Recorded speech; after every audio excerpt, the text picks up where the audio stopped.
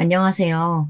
저는 딸 하나를 키우고 있는 40대 후반의 주부입니다.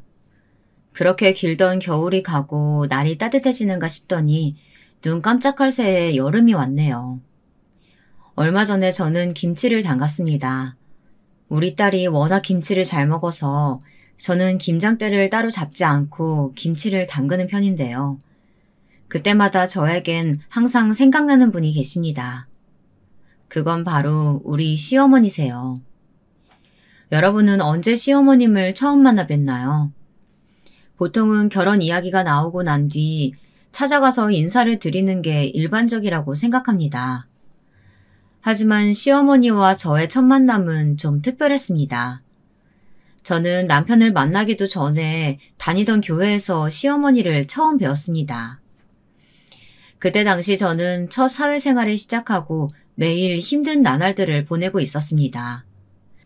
그 나이 때 남들이 다 하길래 따라서 취직 준비를 했고 괜찮은 회사에 취직하긴 했습니다만 생각보다 사회생활이 많이 힘들더라고요. 제 주변 친구들은 쉽게 적응하는 것 같았는데 그때 저는 제 삶이 너무 버겁고 힘들었습니다. 회사에 매일 출근하는 것도 고역이었고 맡은 일도 제대로 해내지 못하고 있었죠. 게다가 자꾸 실수만 저질러서 항상 좌절감에 휩싸여 있었습니다. 친구나 가족에게 속일을 털어놓고 위안이라도 얻고 싶었지만 그마저도 제가 원하는 대로 되지 않았어요. 그러던 어느 겨울날 저는 우연히 동네 교회를 지나가다가 전도하시는 분께 따뜻한 캔 음료 하나를 받게 되었습니다. 그 캔 음료 하나가 뭔지 받자마자 딱딱하게 굳어있던 제 마음이 사르르 눈 녹듯 풀리더라고요. 흔히들 교회에서 마음의 안식을 얻는다고 하잖아요. 저는 그날 그게 무슨 말인지 조금 알 것 같았습니다. 저는 무교였기 때문에 신에 대한 믿음은 없었지만 한번 교회에 방문해보고 싶다는 마음이 들었습니다. 그래서 바로 그 주 주말에 생애 처음으로 교회에 가보게 되었습니다. 실례합니다. 제가 교회는 처음 와봐서요. 혹시 뭔가 등록하고 그래야 하나요? 어서 오세요. 등록하고 그런 건 없고, 어머, 그때 그 아가씨네? 나 기억 안 나요? 네? 아니요. 처음 뵙는 것 같은데, 저 아세요? 지난번에 요 앞에서 캔 음료 받지 않았어요? 그때 내가 드렸더니 막 감사하다고 몇 번이나 인사하셨잖아요. 그때 안색이 많이 안 좋아 보여서 걱정했는데 지금은 괜찮아요? 놀랍게도 그때 당시 제게 캔 음료를 건네주셨던 분이 저를 기억하고 계시더라고요. 그리고 그게 바로 저와 시어머니의 첫 만남이었답니다. 그때 저는 너무 힘들고 지쳐서 주변을 살펴볼 겨를이 없었어요.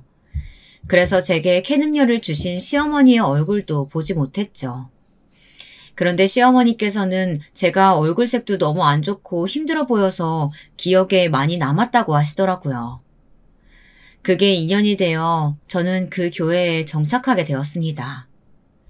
시어머니께서 많이 배려해 주시고 마음 써주신 덕분에 저는 쉽게 교회에 적응할 수 있었습니다. 그리고 다른 좋은 분들도 알게 되어서 여러 가지로 위로를 많이 받아 당시 힘들었던 일들을 극복할 수 있었어요. 그러기를 몇 년, 어느 날 시어머니께서 기도 시간이 끝난 후 제게 따로 할 말이 있다고 하시더라고요. 서연 씨, 혹시 지금 만나는 사람 있어요? 만약에 없다면 내가 좋은 사람 하나 소개시켜주고 싶은데 괜찮다면 우리 아들 한번 만나보지 않을래요? 서연 씨 볼 때마다 요즘 이런 사람이 또 어디 있을까 자꾸 생각이 드는 게 누가 채 가기 전에 내가 먼저 며느리로 점 찍어두고 싶어서 말이야. 시어머니의 갑작스러운 말씀에 저는 사실 지레 겁부터 먹고 말았습니다.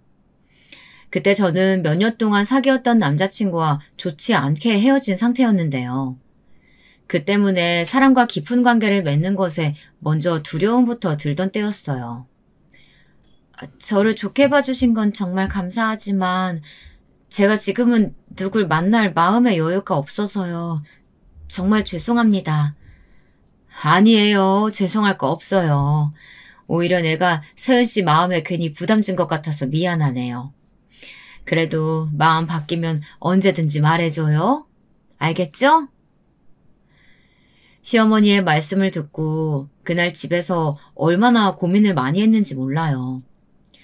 시어머니는 처음부터 제게 사심없이 정말 잘해주시던 분이었고 그런 분의 아들이라면 두말할 것 없이 좋은 사람일 것 같았거든요.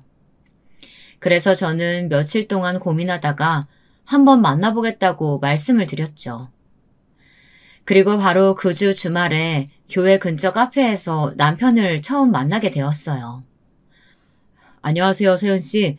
어머니께 말씀 많이 들었습니다. 저는 김민준이라고 합니다. 오시느라 힘들지는 않으셨어요? 오늘 날이 많이 더워서 오시자마자 드실 수 있게 먼저 음료 주문해놨는데 괜찮으실까요? 네, 그렇지 않아도 목이 마른 참이 없는데 미리 주문해 주셔서 정말 감사해요. 처음 만난 남편은 제가 만나본 남자 중에서 가장 자상했습니다. 게다가 저와 3살 차이밖에 안 났는데도 불구하고 다니고 있던 회사에서 이미 능력을 인정받아 중요한 직책을 맡는 모습이 정말 대단하게 느껴졌습니다. 그날 대화하는 내내 이 남자와 결혼하면 사는 내내 든든하겠다라는 생각이 들더라고요. 그리고 시어머니께서도 좋은 분이시니 어머니의 성품을 물려받은 아들도 좋은 남편이 되어줄 것 같았습니다. 그 후 몇 번 더 데이트하다가 남편이 먼저 결혼을 전제로 만나보는 게 어떻겠느냐고 이야기를 꺼냈고 저도 흔쾌히 동의했습니다. 그리고 몇 달 뒤 저는 남편에게 프로포즈를 받았고 결혼을 결심하게 되었어요. 교회에서 제 이야기를 들은 시어머니도 많이 기뻐하셨죠. 하지만 결혼을 결심하고 보니 다른 걱정거리가 생기더군요. 사실 저는 부모님의 깨물어도 아프지 않은 손가락이었습니다. 저에게는 위로 오빠가 하나 있는데요. 부모님께서 제일 아끼고 가슴 아파하는 자식은 오직 오빠뿐이었습니다. 어려서부터 좋은 것, 맛있는 것은 전부 오빠 차지였고 부모님의 사랑마저 저는 오빠에게 빼앗겨서 제대로 받아보지도 못했습니다. 게다가 저와 다르게 오빠는 어릴 때부터 공부도 잘해서 항상 부모님의 사랑을 독차지했죠. 제가 아무리 노력해도 부모님께서는 제가 하는 모든 것들을 못마땅하게 여기셨어요. 당연히 이전에 만났던 남자친구들도 마음에 안 들어 하셨죠. 제 전 남자친구도 부모님의 만류와 홀대를 견디다 못해 저와 헤어졌던 거였습니다. 그래서 부모님께 처음으로 남편을 소개해드렸을 때 걱정이 많았어요. 남편의 외모나 직업, 집안 수준은 괜찮은 편이었지만 또 부모님의 눈에 안 차서 헤어지면 어떻게 하나 싶었죠. 다행히 부모님께선 남편을 마음에 들어 하셨고 덕분에 상견례 날짜도 아주 빨리 잡혔습니다. 상견례 자리에서도 부모님께선 기분이 좋아 보이셨어요. 남편도 시어머니도 마음에 드신 눈치였죠. 그런데 안도하는 것도 잠시 부모님께서 매번 다른 사람들에게 하시던 대로 시어머니께 제 흉을 보기 시작하셨어요. 서연이 애는 지 오빠랑 달리 머리도 나쁘고 할 줄 아는 것도 없어서 평생 결혼도 못할 줄 알았는데 이렇게 좋은 집안에 시집 보내게 돼서 얼마나 다행인지 모릅니다. 가르치려고 많이 노력했지만 이 정도밖에 안 되는 애라 사부인 눈에는 안 차실 수도 있겠지만요. 그래도 잘 부탁드립니다. 남편 말이 맞아요. 제 오빠의 반의 반만이라도 닮았으면 이렇게까지 말 않겠지만 사실인 걸 어쩌겠어요. 얘는 또 생긴 것도 우리 부부 안 좋은 부분만 닮아가지고 어쩜 이리 박색한지. 제가 어디 가서 제 딸이라고 말도 못한답니다. 야무지기라도 하면 좀 나으련만 뭐 하나 시키면 잘하는 걸 못 봤어요. 혹시라도 성에 안 차시면 거리낌 없이 혼내셔도 되니까 사부인께서 잘 다듬어서 가르쳐주세요. 그런데 듣고만 계시던 시어머니께선 제 부모님께 이렇게 말씀하시더라고요. 이미 훌륭한 따님분을 다듬어 가르치다뇨. 제 미숙한 아들도 서연이랑 만나더니 더 성숙해지고 성장하는 게 눈에 보입니다. 그러니 서연이에게 제가 오히려 고마울 뿐이죠. 부모 마음이야 70살 넘은 자식도 아이로 보인다지만 부디 사돈분들께서도 서연이를 흠 많은 자식이라 생각하지 마시고 어엿한 성인으로 보시고 앞날을 축복해 주시지요. 시어머니의 따뜻한 말씀에 저는 조용히 눈물을 삼켰습니다. 부모님께도 받지 못했던 사랑을 시어머니께 받은 기분이었어요. 평소에도 제게 좋은 말을 많이 해주신 분이었지만 이 정도로 절 좋게 봐주고 계신 줄은 몰랐거든요. 이렇게 시어머니께서 전폭적으로 저와 남편의 결혼을 지지해 주신 덕분에 부모님께서도 흔쾌히 결혼을 승낙해 주셨고 저와 남편은 축복 속에 결혼할 수 있었습니다. 무사히 결혼식을 올린 뒤 저와 남편은 같이 맞벌이를 하면서 알뜰살뜰하게 가정을 꾸려나가기 시작했습니다. 그리고 주말에는 저와 시어머니, 남편 모두 함께 교회에 나가며 아무 문제 없이 행복한 시간을 보냈죠. 그렇게 쭉 행복하기만 했다면 얼마나 좋았을까요? 하지만 어느 날부터 단란하던 우리 가정에 금이 가기 시작했습니다.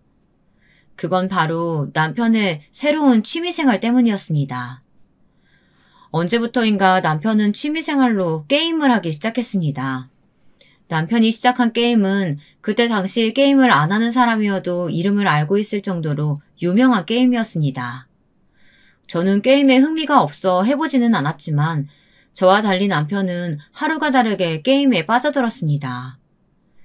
급기야 다들 하는 유명한 게임에서 질 수 없다면서 장비를 맞춰야 한다고 하더니 회사에서 나온 보너스를 다 써서 컴퓨터까지 새로 장만하더라고요. 그리고 안 쓰는 창고방을 정리해서 아예 그 방을 자기 서재로 하겠다더니 컴퓨터를 들여놨습니다. 그때부터 남편은 회사에서 퇴근하고 집으로 들어오기 무섭게 컴퓨터에 앉아 몇 시간씩 게임을 했습니다. 솔직히 그때까지만 해도 남편의 게임 문제가 그렇게 심각하지는 않았어요. 그냥 남편의 새로 생긴 취미 정도로 보였죠. 남편은 몇 시간 정도 게임을 하고 난 뒤에는 꼭 저와 하루를 마무리하며 대화도 나누고 밀린 집안일도 같이 하며 시간을 보냈거든요. 물론 게임하기 전후로 비교했을 때 남편과의 대화 시간이 현저하게 줄어들긴 했어요. 하지만 남편이 게임을 하면서 스트레스가 풀린다고 해서 그 정도까지는 이해하고 남편의 취미생활을 존중했습니다. 하지만 시간이 흐를수록 남편의 게임 문제는 점점 더 심해져 갔습니다. 게임 시간이 1시간, 2시간 점점 늘어나더니 나중에 가서는 저녁도 안 먹고 아예 방에 틀어박혀서 밤새 게임을 하더라고요. 거의 실시간으로 페인이 되어가는 것이 눈에 보일 정도였습니다. 결국 저는 참다 못해 남편에게 한마디 하고 말았어요. 여보, 당신 요즘 건강이 너무 안 좋아진 것 같아. 밤에는 잠을 자야 되는데 당신은 지금 잠도 안 자고 새벽까지 게임만 하고 있잖아. 그래서 말인데 이제 게임 시간을 좀 줄이는 게 좋지 않을까? 뭐? 당신 지금 내 유일한 취미생활 못하게 하려는 거야? 아니, 내가 술을 마셨어? 아니면 담배를 피웠어? 아니면 뭐 다른 문제로 당신 속썩였어? 겨우 게임 하나 하면서 스트레스 푸는데 나보고 이젠 그것조차 하지 말라는 거야? 아니, 나는 당신 몸이 안 좋아지는 게 너무 잘 보여서 걱정돼서 그렇지. 그리고 게임을 아예 하지 말라는 게 아니라 조금만 줄여보자는 거잖아.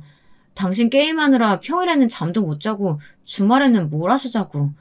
그래서 교회도 못 나가잖아 지금. 그래서 게임 시간 좀 줄이고 건강 좀 챙기자는 건데 그게 그렇게 어려워? 그게 그 소리지 뭐가 달라. 아 됐어. 게임 시간 줄이느니 차라리 교회 안 나가고 말지. 어차피 난 원래 교회 다니고 싶지도 않았어. 엄마가 하도 같이 가자고 해서 억지로 갔던 거지. 이왕 이렇게 된 거 그냥 당신이랑 엄마랑 둘이서 사이좋게 다니면 되겠네. 아, 여보. 그렇게 문 닫고 들어가면 어떻게 대화를 해. 좀 나와봐. 그날 남편은 제게 불같이 화를 내더니 서재 문을 잠그고 들어가서는 밤새도록 나오지 않았습니다. 그 후에도 남편은 제가 게임 시간에 대해서 말을 꺼내면 있는 화 없는 화 다 내고는 서재에 틀어박혀 문을 걸어 잠그고 보란듯이 밤새 게임을 했습니다. 제가 어떻게든 싸우지 않고 대화로 잘 풀어보려고 노력해도 게임 이야기만 하면 아주 난리를 치더라고요. 그렇게 남편과 냉전 아닌 냉전을 치르던 중 저는 갑자기 몸 상태가 좋지 않아 병원에 가게 되었습니다. 축하드립니다. 임신 12주 차시군요. 지금 산모님 상태를 보니까 안정기에 접어드신 것 같아요. 그래도 되도록 안정 취하셔야 되고 스트레스 받지 않게 조심하셔야 합니다. 저는 그 말을 듣고 깜짝 놀랐습니다. 입덧도 없었는데 임신이라니. 너무 갑작스러워서 정신이 없었어요. 하지만 그 와중에도 제일 먼저 남편에게 말해야겠다는 생각이 들더군요. 저는 바로 남편에게 전화를 걸어 우리 가족에게 새 생명의 축복이 왔다고 알렸습니다. 그런데 남편이 뭐라고 한 줄 아세요? 게임하느라 바쁘다며 나중에 말하자며 전화를 끊더군요. 그때 어찌나 서럽던져. 이제 남편은 저보다 게임을 더 중요하게 여기고 있었죠. 집으로 돌아가니 당연하게도 남편은 서재에 틀어박혀 게임을 하고 있었습니다. 여보, 나 병원 다녀왔어. 게임 좀 그만하고 나 좀 봐주면 안 돼? 왔어. 나 게임하면서도 얘기할 수 있으니까 그냥 얘기해. 병원에서는 뭐라고 그래? 별일 아니라지? 내가 전화로 말했잖아. 나 임신했다고. 뭐? 임신? 당신 임신했어?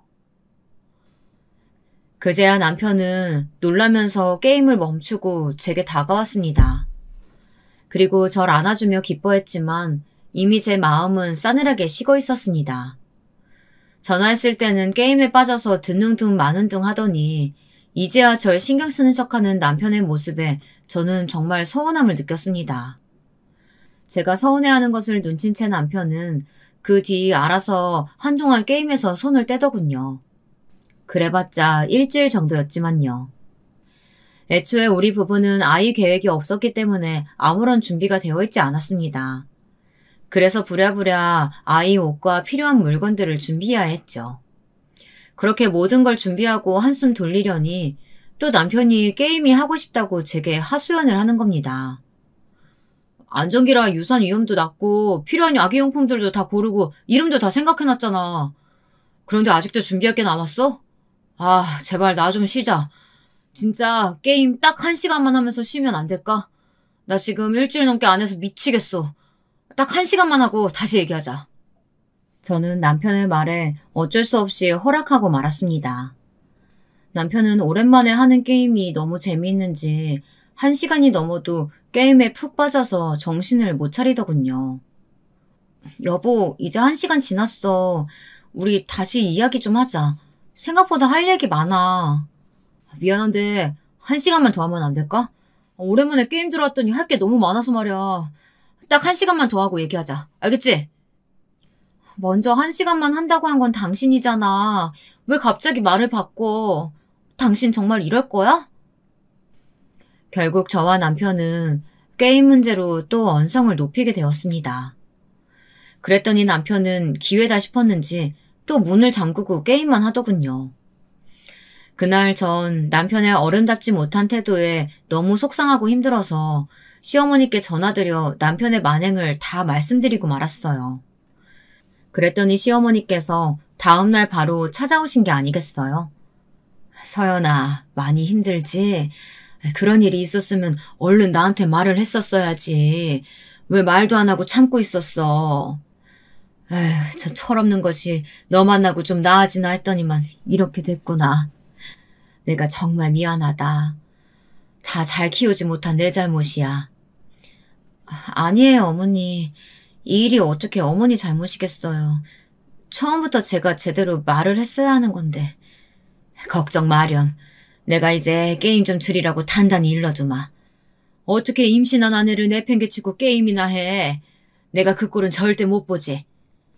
이제부터 저 녀석이 속썩이면 바로 나한테 전화해라. 내가 언제든 이렇게 달려오마. 저는 시어머님의 말씀을 믿고 남편 때문에 속상할 때마다 시어머니께 말씀을 드렸어요. 그러면 시어머니는 제게 말씀하신 대로 바로 달려오셔서 남편에게 한 소리하고 저를 위로하고 달래주셨습니다. 시어머니가 신경 써주신 덕분에 임신하는 동안 덜 서럽고 덜 서운할 수 있었습니다. 남편도 제 말은 안 들어도 시어머니 말씀을 듣더라고요. 그런데 그것도 잠깐뿐. 남편은 몇 번 듣는 것 같더니 어느 순간부터는 시어머니 말씀도 안 듣기 시작했습니다. 그러던 중 저는 임신 중기에 접어들고 있었어요. 이때 임신 중 처음으로 위대한 고비가 찾아왔습니다. 그래서 이 일 때문에 저는 처음으로 이혼 생각을 하게 되었죠. 임신 중기였지만 저는 계속 회사에 다니고 있었습니다. 남편은 회사까지 거리가 있어서 개인 차로 다녔고 저는 상대적으로 가까워서 지하철을 타고 회사를 다녔는데요. 그날따라 지하철 안에서 갑자기 엄청난 복통이 느껴지는 겁니다. 심상치 않은 복통에 저는 먼저 남편에게 연락을 했죠. 하지만 남편은 연락을 받지 않았어요. 회사 일이 바빠서 그런가 보다 싶어 어쩔 수 없이 저는 혼자 응급실로 향했습니다. 그리고 가까운 곳에 살고 계시던 시어머니께 연락을 드렸습니다. 그러자 시어머니께서는 모든 일을 다 제쳐두고 제가 있는 병원으로 와주셨죠. 그렇게 병원에서 검사를 받고 나서야 저는 복통의 원인을 알 수 있었습니다. 검사 결과 아기 집 근처에 피가 고여 있다고 하더라고요. 의사 말이 이렇게 피가 고이면 절박 유산이 될 수 있다고 하는데 그 말에 저와 시어머니는 크게 놀랐습니다. 하지만 피고임이 보이더라도 바로 유산이 되는 것은 아니니 너무 걱정 말고 안정을 취하라고 하더군요. 정말 다행이었죠. 유산인 줄 알고 놀랐던 시어머니도 저도 한시름을 놓을 수 있었습니다. 그래도 안정을 취해야 한다는 말에 저는 회사에 월차를 내고 시어머니와 함께 집으로 돌아갔습니다. 그런데 집에 돌아가니 회사에 있어야 할 남편이 집에서 게임을 하고 있더라고요. 여보, 지금 회사에 있어야 할 시간 아니야? 근데 왜 지금 집에서 게임을 하고 있어? 설마 게임하느라 회사도 안 가고 내 전화도 안 받은 거야? 그러는 당신은 지금 회사에 있어야 할 시간 아니야? 아니, 왜 엄마까지 이 시간에 여기 있어? 알고 보니 남편이 그동안 저 몰래 회사에 휴가를 내고 혼자 집에서 쉬고 있던 거였습니다.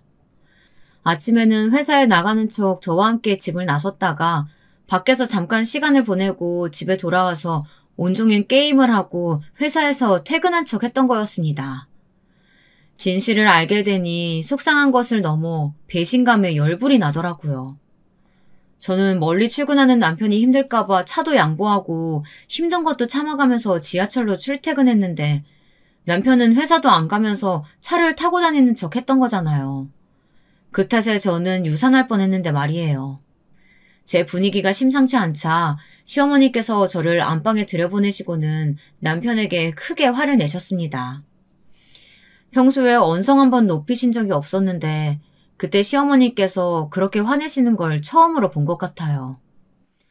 너 어쩜 이럴 수가 있니? 네가 정말 내 자식이 맞는지도 모르겠다. 이제 아버지가 될 놈이 어떻게 자기 자식 임신한 아내는 신경도 안 쓰고 게임에 빠져 살아? 아주 이놈의 컴퓨터가 문제지. 엄마 그만해요. 다음부터 안 그러면 되잖아요. 왜 멀쩡한 컴퓨터를 부시려고 하세요? 네가 게임 빠져서 정신 못 차리는 동안 서연이는 유산할 뻔했어, 이 녀석아. 너, 네 아내랑 네 자식까지 다 죽어야지 정신 차릴래? 이놈의 컴퓨터 당장이라도 갖다 버려! 그날 시어머니께서는 남편의 컴퓨터를 던져서 부숴버리셨어요. 그동안 저는 안방에서 하염없이 울고 있었습니다. 결혼 전에는 저런 사람이 아니었는데 어쩌다 이렇게까지 된 건지 모르겠더라고요. 그래도 시어머니께서 저보다 더 크게 화내주셔서 속상하고 서글픈 마음이 조금이나마 가라앉았습니다. 동시에 이런 모습을 보여드려서 죄송한 마음이 컸죠. 시어머니께서 컴퓨터를 부순 이후 남편은 게임 이야기를 꺼내지도 않고 한동안은 잠잠하더라고요. 그렇다고 절 잘 챙겨주거나 신경 써준 건 아니었어요. 남편은 저를 챙겨주는 신용만 하고 얼마 안 가 PC방을 다니면서 다시 게임에 빠져들었습니다. 그때만 생각하면 아직도 마음에 쌓인 울분이 그대로 느껴집니다. 그래도 당시에 저는 남편이 게임에 질리면 다시 예전으로 돌아올 거라는 믿음이 남아 있었습니다. 하지만 전 몰라도 너무 몰랐던 거죠. 중독이라는 건 빠져나오기 힘든 병이라는 걸 말이에요. 남편은 이미 게임 중독자였는데 시어머니도 저도 그 부분에 대해서 너무 늦게 알았던 겁니다. 그걸 깨달은 건 바로 출산 때였어요. 그날은 주말이라 남편도 회사를 쉬고 저도 출산 휴가를 내서 쉬고 있던 때였는데요. 아무래도 느낌이 심상치가 않은 거예요. 애가 나올 수도 있겠다 싶더라고요. 그래서 저는 남편한테 오늘은 어디 가지 말고 저와 함께 있어달라고 했습니다. 뭐? 안 돼. 나 오늘 게임에서 이벤트 시작하는 날이란 말이야. 오늘 꼭 게임 들어가야 돼. 여보, 진짜 제발 오늘만은 내 옆에 있어주면 안 돼? 나 진짜 느낌이 이상하다니까. 우리 애기 오늘 나올 것 같아. 갑자기 진통 올 것 같아서 너무 무섭단 말이야. 제발 옆에 있어줘. 그거 그냥 다 기분 탓이야. 아직 예정일도 며칠이나 남았잖아. 그러니까 걱정하지 말고 쉬고 있어. 만약에 진통 오면 나한테 전화하고. 그럼 나 바로 올게. 제가 아무리 말려도 남편의 뜻은 꺾이지 않았어요. 결국 남편은 PC방에 갔고 저는 어쩔 수 없이 혼자 집에 있어야 했죠. 그런데 남편이 PC방에 간 지 1시간도 안 돼서 정말로 진통이 시작된 겁니다. 저는 아픈 배를 붙잡고 서둘러 남편에게 전화를 걸었죠. 첫 번째로 걸었을 때는 받지도 않더라고요. 그래서 2번, 3번 전화를 걸었더니 그제야 남편은 전화를 받았습니다. 여보 왜? 나 지금 바빠. 여보, 나 진통 시작됐어. 나 병원 가야 할 것 같아. 뭐? 지금 진통 시작됐다고? 안 되는데. 나 지금 당장은 못 가. 딱 30분만 참아봐. 할 수 있지?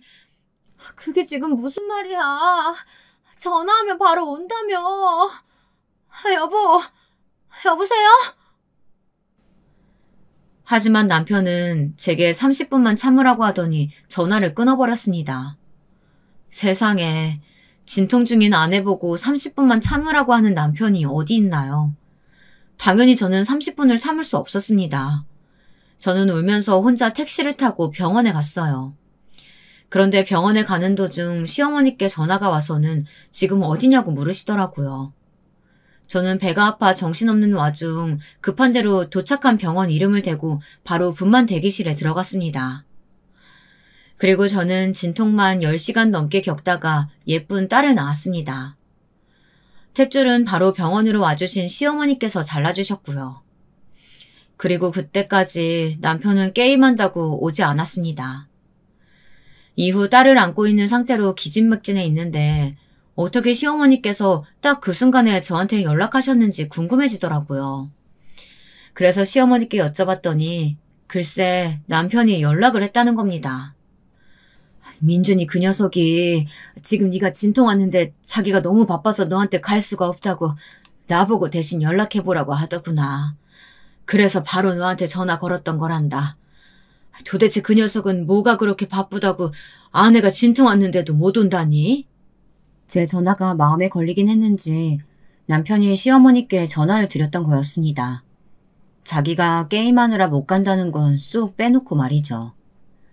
거기서 저는 쌓였던 화가 터져서 오열하고 말았습니다. 그리고 있는 사실 그대로 시어머니께 다 말씀드렸어요. 시어머니께서는 정말 머리 끝까지 화가 나셨던 것 같았습니다. 그 자리에서 남편에게 전화해서 당장 병원으로 오라고 호통을 치셨거든요. 하지만 남편은 결국 다음 날이 되어서야 병원에 왔습니다. PC방에서 하루를 꼴딱 세운 건지 어제 입고 나간 그대로 왔더라고요. 시어머니께서는 그 자리에서 남편을 혼내셨고 제게 사과를 하셨습니다. 내가 정말 널 볼 면목이 없구나. 서연아, 정말 미안하다. 이런 걸 아들이라고 낳아서 너한테 소개해준 내가 죄인이구나.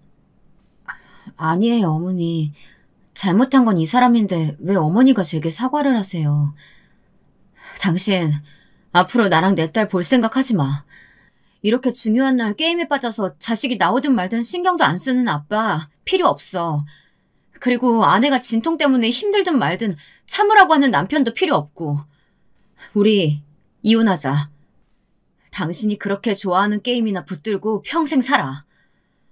여보, 그런 말 하지 마. 내가 진짜 잘못했어. 그 게임 이벤트가 너무 중요해서 그랬어. 다음에는 이런 일 없도록 할게. 한 번만 용서해줘. 내가 진짜 이렇게 빌게. 출산 이후에 저는 두 번째로 이혼 생각을 하고 있었습니다. 산후조리원으로 자리를 옮긴 후에도 저는 남편 보고 찾아오지 말고 게임이나 하라고 했습니다. 이혼에 관한 생각은 변함이 없다고 했고요. 그러자 시어머니께서는 전부 다 당신이 부족한 탓이라며 이혼을 만류하시는 겁니다. 못난 아들을 둬서 가장 축하받아야 하는 날에 이런 안 좋은 기억을 남게 해서 미안하구나. 세연이 네가 얼마나 서운하고 서러웠는지 내가 가늠할 수도 없어. 그 기분은 평생 사라지지 않을 텐데 내가 정말 미안하구나. 그래도 나를 봐서라도 이혼은 한 번만 다시 생각해주면 안 되겠니? 시어머니께서 그렇게 말씀하시면서 계속 당신께서 잘못하신 일이라고 말씀하시는데 제가 뭐라고 하겠어요. 그리고 시어머니께서 저를 마음 깊이 위로해 주시고 지극정성으로 잘 보살펴 주신 덕분에 남편에게 실망하고 서운했던 마음이 조금씩 사라지더라고요. 그래서 정말 시어머니 한 분만 생각하고 그때 일을 한 번만 넘어가기로 했습니다. 그 후 시어머니께서는 제가 조리원에서 나와 집에서 쉬는 동안 매일 저를 찾아와 챙겨주셨습니다. 남편이 회사에서 퇴근하고 돌아오면 시어머니께선 애 낳은 아내에게 어떻게 해야 하는지 남편을 가르치면서 혼내셨고요. 그 때문인지 아니면 제가 이혼하자고 했던 말 때문에 충격을 받았는지 남편은 조금이나마 정신을 차린 것 같았습니다. 본인 입으로 게임을 줄이고 바뀌겠다고 약속까지 하더라고요. 하지만 그 말들은 얼마 지나지 않아 또 빈말이 되어버렸습니다. 어느 날 남편이 컴퓨터가 없어서 인터넷으로 물건을 주문하기 힘들다고 하더니 또 새로운 컴퓨터를 장만하더라고요. 게임은 절대 하지 않겠다고 했지만 어느새 남편은 또 게임을 하고 있었죠. 시간이 지날수록 남편의 게임 문제는 더 심하면 심해졌지 나아지지 않았습니다. 당시 저는 회사에서 정말 중요한 시기를 보내고 있었어요. 그래서 임신한 몸으로도 회사에 출근하다가 출산할 때만 휴가를 썼던 거죠. 육아휴직은 꿈에도 못 꿀 정도였습니다. 하지만 아이를 돌볼 사람은 반드시 있어야 했죠. 그런데 제가 이 일로 고민하고 있으니 남편이 선뜻 자신이 육아휴직을 신청하겠다고 하는 겁니다. 조금 미심쩍은 기분이 들었지만 그래도 남편이 육아휴직을 하겠다고 말하니 그 부분은 정말 고맙더라고요. 왜냐하면 친정에서는 저한테 본인들께 육아를 맡길 생각 따위 하지 말라고 미리 으름장을 놨었거든요. 오빠네 아이들을 돌보느라 이미 힘들다고요. 저는 시어머니가 남편을 혼내고 가르치셨으니 남편도 조금은 달라져서 믿을 수 있지 않을까 생각했습니다. 그래서 저는 남편을 믿고 육아를 맡기기로 했습니다. 그러자 시어머니께서도 팔 걷고 나서서 당신께서 도와주실 테니 걱정하지 말고 회사 일에 전념하라고 하시더라고요. 옛날에는 여자가 애 낳으면 꼼짝없이 집에서 애만 보고 집안 살림만 해야 했어. 그런데 요즘은 그런 세상이 아니지 않니? 나는 길 다니다가 열심히 사는 애들 보면 정말 보기 좋고 응원해주고 싶어진단다. 나도 세상이 이렇게 바뀔 줄 알았다면 직장 하나 정해서 몸담고 있었을 거야. 저는 그 말을 듣고 참 많은 생각이 들었습니다. 시어머니께선 시아버지 때문에 억지로 가정주부로 사신 분이셨거든요. 시어머니께선 하고 싶은 것도 많으셨고 능력도 있던 분이셨지만 시아버지가 여자는 집에서 살림하고 애 보는 게 도리라며 일하겠다는 시어머니께 엄청나게 화를 내셔서 어쩔 수 없이 가정주부로 사셨다고 하셨습니다. 고집불통이던 네 시아버지 돌아가시고 그 후에 나도 일자리 구하려고 했단다. 하지만 나이 때문에 일을 구하기가 쉽지가 않았어. 더군다나 건강도 예전 같지 않아서 뭐든 쉽게 할 수 없는 몸이 됐지. 돈은 벌어야겠는데 몸은 안 따라줘. 나이도 많다고 안 뽑아줘. 그때 참 많이 힘들었단다. 그나마 지금까지 하는 반찬 가게 일이 있어서 다행이었지. 시어머니께서는 음식 솜씨가 정말 좋으셨습니다. 그래서 음식 솜씨 하나로 반찬 가게 일자리를 구하셨죠. 이후 일주일에 3번 정도 시어머니께서 반찬 가게에 일이 없는 날마다 딸을 봐주러 오셨습니다. 솔직히 남편에게만 아이를 맡기는 게 불안하고 믿음직스럽지 못했는데 시어머니께서 도와주신다고 하셔서 저는 정말 마음이 놓이면서도 죄송스러웠습니다. 그런데 남편은 시어머니께서 집에 찾아와 애를 봐주시자 시어머니께 다 맡기면 된다고 생각했는지 본인이 해야 할 일도 점차 시어머니께 맡기고 아예 육아에서 손을 놓기 시작했습니다. 게다가 육아휴직으로 회사를 쉬니 이제는 밤새도록 게임하고 아침 나절에 잠을 자는 거예요. 저는 결국 직장도 다니고 집안일도 혼자 다 했고 새벽에 애가 울면 깨서 혼자 돌봐야 했습니다. 제가 독박 육아에 힘들어하는 동안 남편은 게임을 하거나 제가 회사에 다녀오면 변명하기 바빴습니다. 아, 힘들었다. 나 여보가 회사에 다녀오는 동안 애 보고 집안일 하느라 힘들었어. 아, 이제 좀 잘게. 깨우지 마. 남편은 뻔뻔스럽게도 애를 돌보느라 힘들었다며 저에게 딸을 맡기고 자는 겁니다. 저야 당연히 남편의 말을 믿을 수가 없었죠.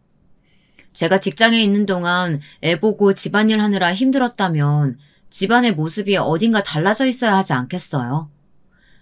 그런데 아침에 제가 두고 나간 빨래는 빨래통에 그대로 남아있었고 설거지도 하나도 안 되어 그대로 쌓여 있었습니다.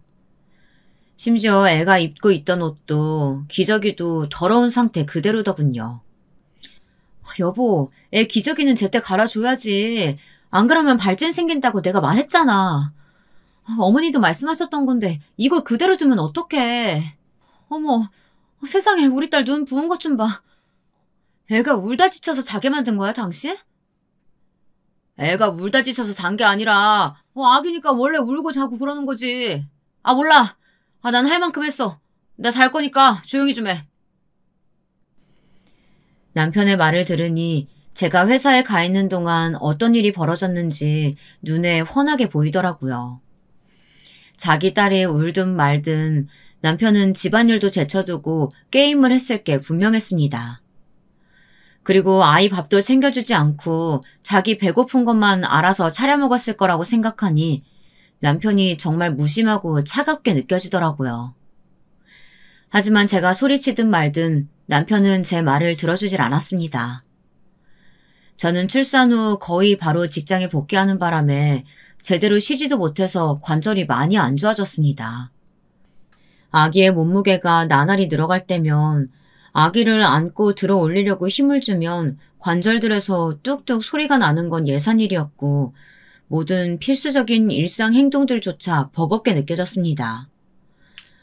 그런데 그런 시기에 남편은 게임에 빠져 살았고 저는 그런 남편이 점점 원수처럼 보였습니다. 그때 남편과 참 많이도 싸웠죠. 아마 그때부터 저와 남편의 사이에는 지을 수 없는 금이 생겨 있었던 것 같아요.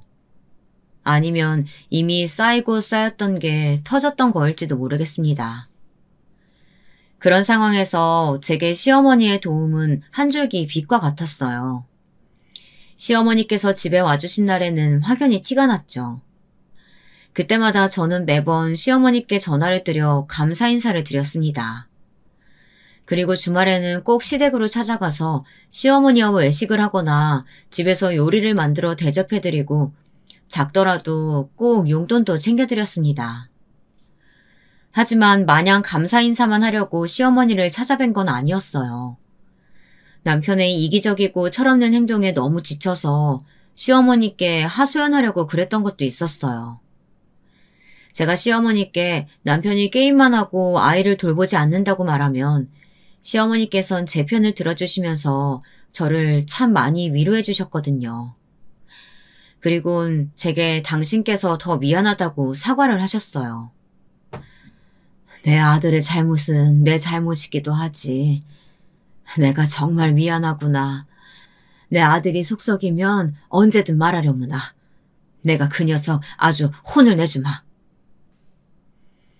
그러다가 남편과 완전히 갈라서게 된 결정적인 사건이 일어났습니다. 그때는 남편의 육아휴직이 거의 끝나갈 무렵이었던 겨울이었어요. 그날 남편은 제가 출근 후 잠깐 환기를 시킨다며 베란다 문을 활짝 열어놓았답니다. 그런데 남편이 딸을 거실에 눕혀놓은 것도 깜빡 잊고는 방에 들어가서 혼자 방문을 닫고 저녁까지 게임을 했다는 거예요. 딸은 제가 퇴근할 때까지 찬바람이 쌩쌩 부는 거실에 하루 동안 꼬박 누워 있었던 겁니다. 그러니 애가 멀쩡했겠어요. 몸 상태가 얼마나 안 좋았는지 제가 딸을 안았을 때 열이 펄펄 끓는 게 피부로 느껴질 정도였어요. 저는 곧장 딸을 들쳐안고 응급실로 뛰어갔습니다. 그랬더니 의사 말이 급성 폐렴이라더군요. 조금만 늦게 왔으면 딸아이의 목숨이 위험했을 거라고 했죠. 딸은 바로 입원을 했고 남편은 몇 시간이 지난 뒤에서야 병원에 왔습니다. 그 자리에서 저는 더는 참지 못하고 분노를 터뜨리고 말았습니다. 의사가 뭐래? 그냥 감기라고 그러지? 나 참, 당신은 별것도 아닌 일에 너무 호들갑 떠는 게 문제야. 우리 하윤이 급성 폐렴이래. 조금만 더 위험했으면 죽을 수도 있었대. 그런데 뭐라고? 지금 내가 호들갑을 떤다고? 폐렴이었어? 난 몰랐지. 근데 폐렴으로 죽을 수도 있어? 뭐? 지금 당신 할 말이 그것밖에 없어? 내가 애가 열난다고 응급실 가자고 문 두드렸을 때 당신이 나한테 뭐라고 했는지 기억은 해? 지금 중요한 판이라고 나중에 따라가겠다고 하고 게임만 했지. 그리고 이렇게 추운 날 베란다 문을 열어놓고 애를 버려도? 당신 제정신이야? 그건 잠깐 환기한다고 열어뒀던 거야. 그리고 깜빡했던 것뿐이고. 그게 지금 할 말이야? 당신 딸이 죽을 뻔했다고. 당신 딸이. 안 되겠어. 나 당신 같은 사람이랑 더는 못 살겠어. 우리 이혼하자. 또 이혼 얘기야? 야, 도대체 내가 뭘 그렇게 잘못했냐? 결국 애는 안 죽었잖아. 그럼 된 거 아니야? 난 너랑 애 때문에 이번에 게임에서 중요한 판 다 망쳤다고. 나만 손해봤단 말이야. 뭐? 중요한 판? 당신 이 상황에 아직도 게임 얘기를 하는 거야? 정말 당신 게임에 미쳐도 단단히 미쳤구나. 당신은 딸보다 게임이 더 중요해? 남편이 하는 말을 들으니 그동안 참아왔던 불만과 분노가 일순간에 터져나오더군요. 그렇게 한 차례 남편과 싸우고 나니 남편의 모습이 똑바로 눈에 들어왔습니다. 남편은 그냥 게임에 미쳐있는 사람이었습니다. 그리고 육아를 위해서 육아휴직을 한 게 아니라 그동안 하고 싶었던 게임을 하기 위해 육아휴직을 한 사람이었던 거죠. 저는 남편에게 완전히 정이 떨어져서 남편을 병실에서 쫓아냈습니다. 남편은 화를 내면서도 게임을 할 수 있다는 생각이 들었는지 가볍게 집으로 돌아가더군요. 다음 날 소식을 들으신 시어머니께서 집에서 게임을 하는 남편에게 크게 화를 내셨다고 했습니다. 그리고 곧장 병원으로 오셨죠. 제가 딸아이 손을 잡고 울고 있는 동안 시어머니께서 제 손 위에 손을 겹쳐 잡으시곤 이렇게 말씀하셨습니다. 내 아들이지만 저런 놈을 남편으로 데리고 살다간 하윤이도 죽고 너도 마음고생해서 몸 상할지도 모른다. 하나보단 둘이 낫다지만 둘보다 하나가 나을 때도 있어. 서연아, 그동안 내 아들 참고 살라고 말해서 미안하다. 이제라도 갈라서서 하윤이랑 둘이 살도록 해. 그리고 서연이 네 삶을 살아. 사실 저는 고민을 많이 하고 있었습니다. 시어머니께선 정말 좋은 분이셨고 시어머니께서 만약 한 번 더 용서하라고 말씀하시면 용서를 하게 될지도 모른다고 생각했거든요. 아들이 용서하고 그냥 살아달라고 하는 시어머니들이 수두룩한데 그런 사람들과 달리 우리 시어머니께선 그런 분이 아니셨어요. 저를 진심으로 딸처럼 걱정하고 계셨던 겁니다. 저는 시어머니의 말씀을 듣고 마음을 단단히 굳혔습니다. 하지만 남편은 이혼하지 않겠다고 버티더라고요. 결국 저는 이혼 소송을 했습니다. 그런데 위자료, 재산 분할, 양육권, 양육비를 청구하면서 알게 된 건데 남편이 저 모르게 상당히 많은 빚을 지고 있었다는 거예요. 그동안 게임에 쓴 돈이 다 대출해서 썼던 것이었고 그게 약 5천만 원 정도라지 뭐예요. 도대체 어떻게 하면 게임에 5천만 원이나 쓸 수 있나요? 그동안 내가 이런 사람이랑 살았다니 속이 터질 것 같더라고요. 하지만 남편은 뻔뻔하게도 이혼소송 중에 저 때문에 스트레스를 받아 게임을 하게 된 것이고 그것 때문에 쓴 돈이 5천만 원이니 빚에 대한 채무를 반반 나눠야 한다고 주장했습니다. 저는 남편의 그런 모습에 없던 정까지도 다 떨어지더라고요. 물론 그 채무는 오롯이 남편이 자신의 유흥을 위해 쓴 것이기 때문에 남편의 주장은 받아들여지지 않았습니다. 하지만 위자료나 재산 분할, 양육비는 남편이 돈이 없어서 받을 수 없었고 그저 같이 살던 집과 가구 등 돈 되는 걸 전부 제가 가지는 것으로 결론이 났습니다. 이혼 확정 판결을 받은 날 밤 앞으로 어떻게 살아야 하나 고민하고 있는데 시어머니께서 집으로 찾아오셨습니다. 이혼 소송 기간 동안 남편은 시댁에서 지내고 있던 터라 남편이 시어머니를 따라서 올 줄 알았는데 같이 오지 않았더라고요. 보나마나 게임을 하고 있겠지 싶었는데 시어머니께서 먼저 말을 꺼내시더군요. 이제 앞으로 어떻게 살 계획이니 서연아.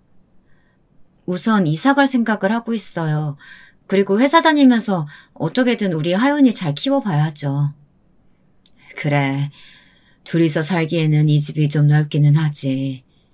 그리고 혹시나 궁금할까봐 말해둔다만 민준이는 내가 정신 차리라고 집에서 쫓아냈단다. 혹시라도 찾아오면 절대 받아주지 마렴. 그리고 이거 받아라. 이게 무슨 봉투예요, 어머니? 내 아들이 너한테 줘야 하는데 내가 대신 주마. 우선은 이거라도 받으렴. 1,000만 원이란다. 1,000만 원이라니. 어머니 이렇게 큰 돈을 어디서 구하셨어요? 내가 조금씩 모아둔 돈이란다.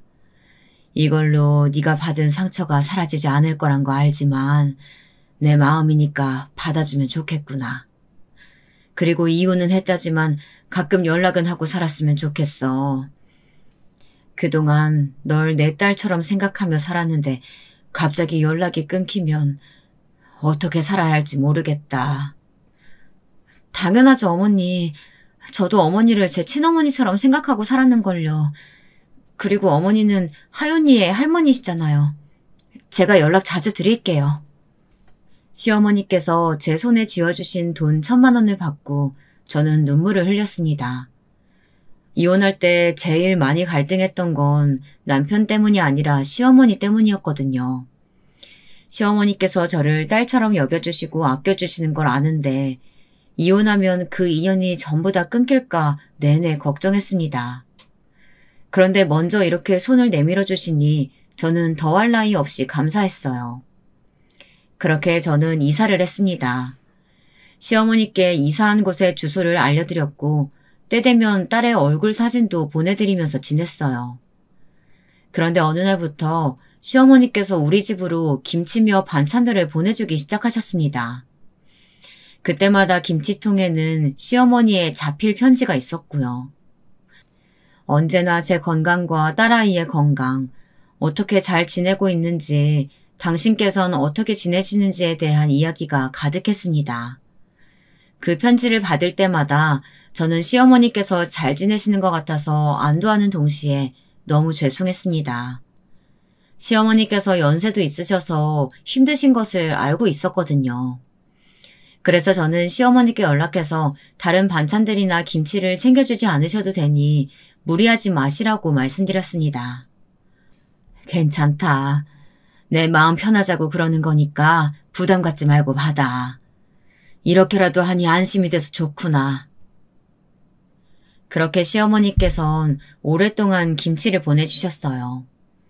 물론 저도 그동안 받기만 하지는 않았습니다. 김치를 받으면 꼭 김장값과 용돈을 보내드렸고 시어머니 생신이나 명절에도 꼭 음식과 돈을 챙겨 보내드렸어요. 하지만 시어머니께 찾아가지는 못했습니다. 혼자 애 키우는 일이 만만치 않기도 했고 일도 바빴는데 그중 제일 큰 이유는 남편이랑 마주칠까 봐서였어요.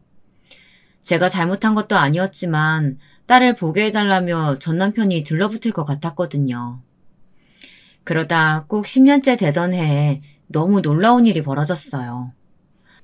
어김없이 시어머니께서 보내주신 김치를 택배로 받았는데 평소보다 무겁고 뭔가 이상하더라고요. 김치 냄새가 하나도 나지 않아서 이상하다 생각하며 시어머니의 편지를 읽었는데 그 안에는 이렇게 적혀 있었습니다. 서연아, 그동안 내 연락 받아주느라 많이 껄끄러웠지. 그래도 계속 연락해주고 하윤이 사진도 많이 보내줘서 고마웠다.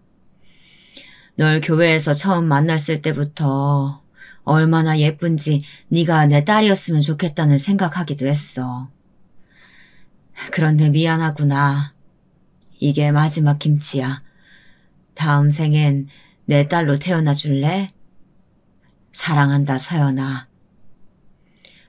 편지의 내용도 이상하고 받은 김치통도 이상해서 얼른 통을 열어보니 거기에는 김치가 아닌 다른 게 있었습니다.